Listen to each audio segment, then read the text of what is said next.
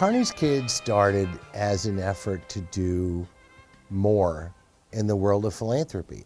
I would host 40, 50 charity events a year, but I was never really sure what difference I was making.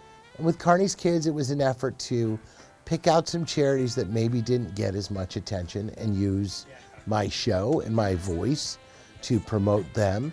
But I got more involved with them, and I was also able to see more of the effects that we had on the families that these charities served.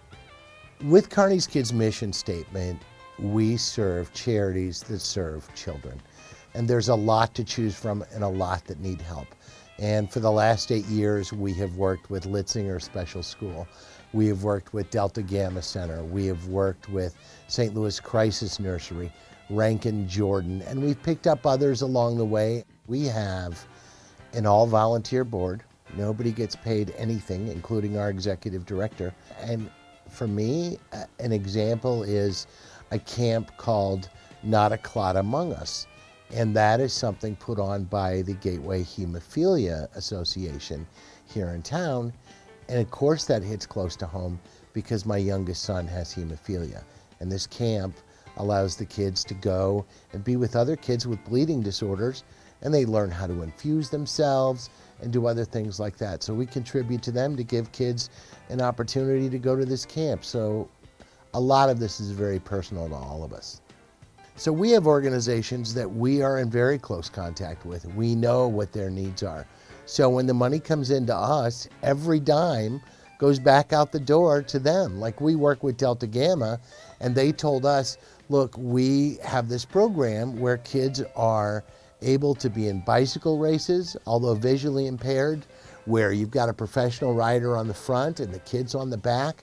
And it's a great program. We just need more of them. So Carney's Kids got involved, and Carney's Kids built them 2 tandem bicycles. Carney's Kids started as a way for me to use the microphone for good and not evil. But the more I got involved with the charities, the more I found out that they needed more help than just my voice. They needed monetary assistance. So I came out with the first cookbook a few years ago, and that went extremely well. So we went back to that well and put out a second cookbook.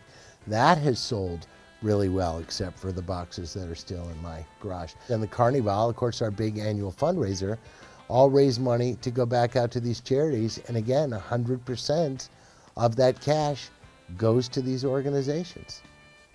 The goal for Carney's Kids is obviously to get bigger, because I have stacks of requests from kid-based charities here in town that want help and want assistance. And I'm glad we can do what we can right now.